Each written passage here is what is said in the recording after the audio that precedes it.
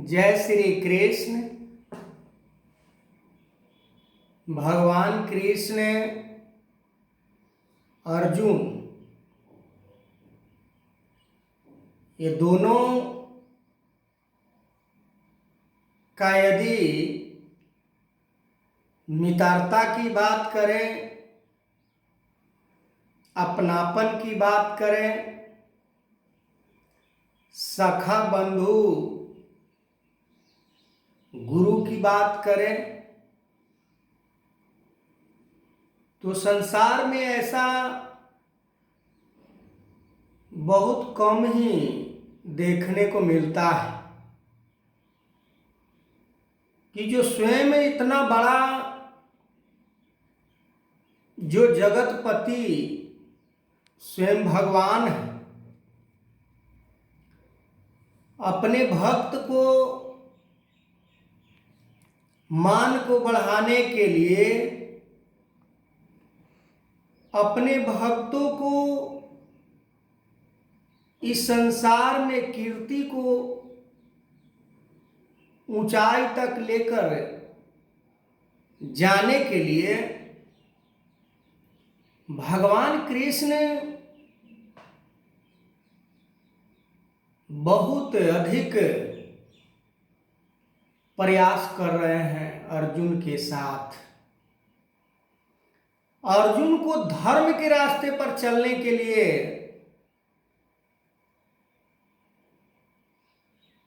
सलाह दे रहे हैं,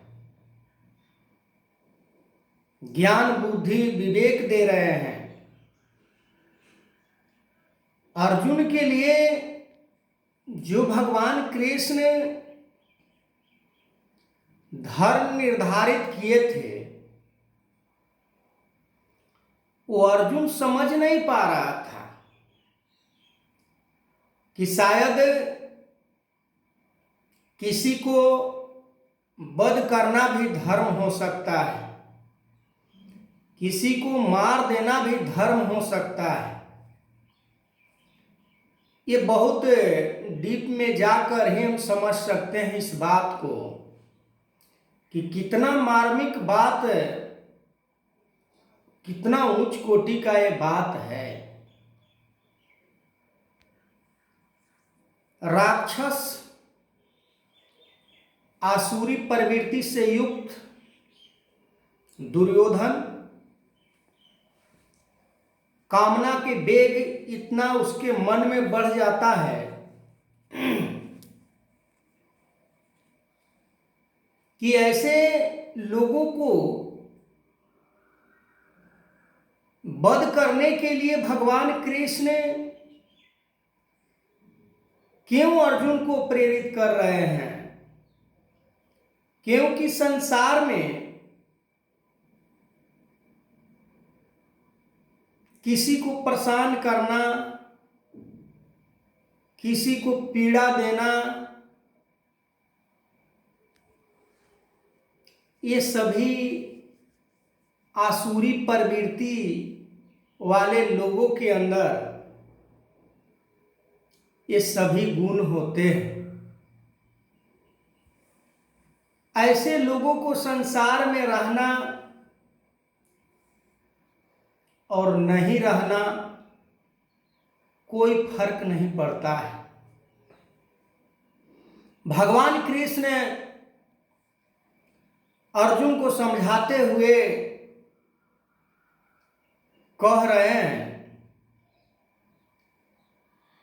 जिनका बुद्धि, जिनका मन परमात्मा को प्राप्त करने में लग जाता है, उसके मन में ये निश्चय हो जाता है कि हमें कुछ भी हो जाए, हमें परमात्मा को प्राप्ति करनी है। ऐसा मन के अंदर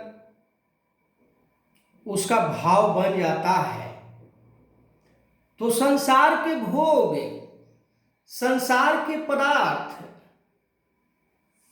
उसे विचलित नहीं कर पाता है,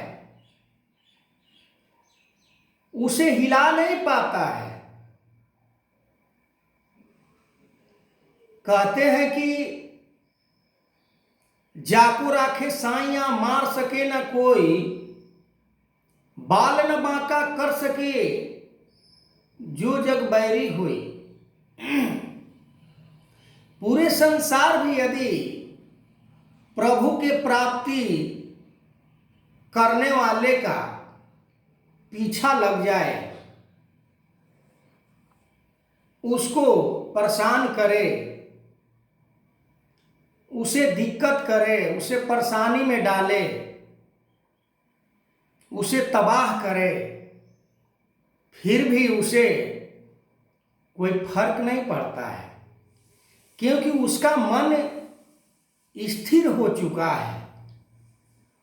वो अपने मन के अंदर एक निश्चय प्रण ले चुका है कि हमें परमात्मा को प्राप्त करना है, हमें दुनियावी चीजों में नहीं फंसनी है। और दुनियावी चीज में जो प्राणी अपने रुचि रखते हैं, दुनियावी पदार्थों में अपना मन को लगाकर जीवन जी रहे होते हैं, वो परमात्मा को कभी प्राप्त नहीं कर सकते हैं। जैसे मैं पीछे वीडियो में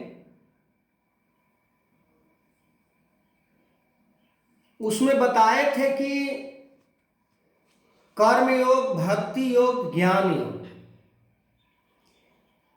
ये तीनों हमें समझ में आ जाता है तो परमात्मा को प्राप्त करना बिल्कुल आसान हो जाता है। और इन्हीं रास्ते को अपनाकर लोगों ने परमात्मा को प्राप्त भी किया, चाहे वो युग कोई सा भी रहा हो। सतयुग में भी इसी रास्ते को अपनाकर परमात्मा को प्राप्त किया लोगों ने। नाम की लिस्ट तो बड़ी लंबे है, पर इन्हीं रास्ता को अपनाकर परमात्मा को प्राप्त किए। केवल हम अपने लक्ष्य को प्राप्त करने के लिए लक्ष्य को केवल हम नाम लेते रहे तो हमारा लक्ष्य पर पहुंचना तो बड़ी दूर की बात है। हम सोच भी नहीं सकते हैं कि हम लक्ष्य को प्राप्त करेंगे। जैसे सागर में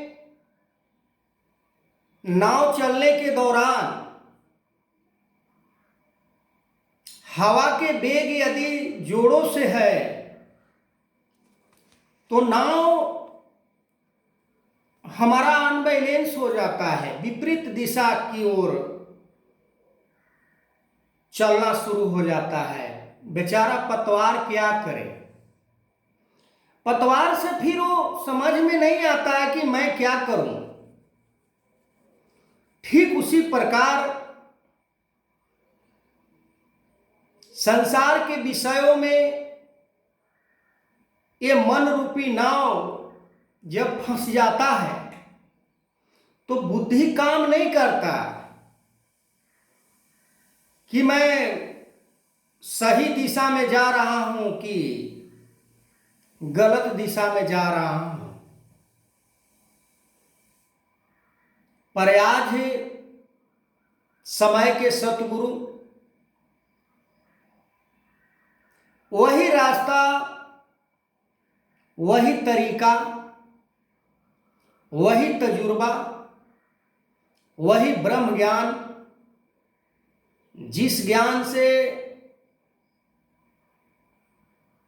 परमात्मा को प्राप्त किया जाता है। इस ज्ञान को प्राप्त करने के लिए लोगों ने अथक प्रयास करने के बावजूद भी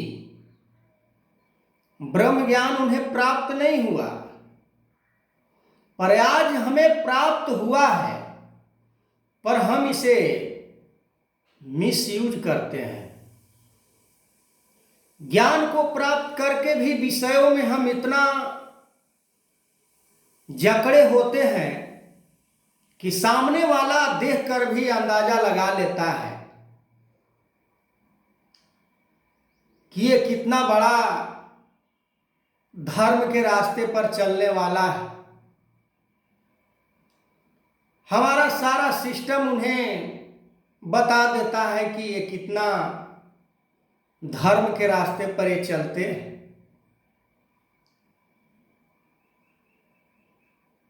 बात तो बहुत है धर्म पे चलने वाले का। यदि बात करें हम इसी बिहार क्षेत्र की,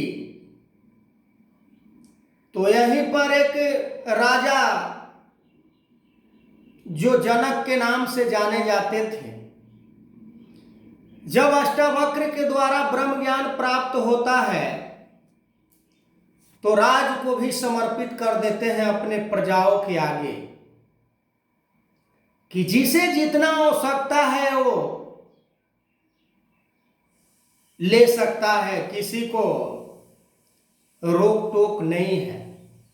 पर हम ऐसा एक मंदबुद्धि इंसान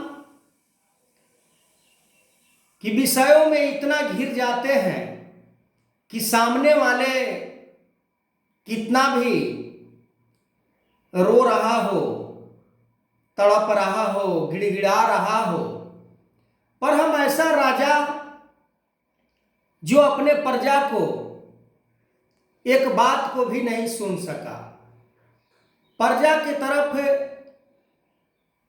अच्छे कदम नहीं उठा सके। तो आगे मैं इस वीडियो को कंटिन्यू करूंगा और मेरा चैनल यूट्यूब लाला कुमार पासवान गीता को आप सभी देखिए। वैल्यूएबल वीडियो है ये। जीवन में कुछ भी अगर हम सुनेंगे तो हम जीवन को तो बनाने का काम नहीं कर सकते हैं, पर संसार में जो आज है नफरत, बैर, ईर्षा, घृणा, द्वेष जो चारों तरफ देखने को मिलता है, उससे कम हम बच सकते हैं। जय श्री कृष्ण।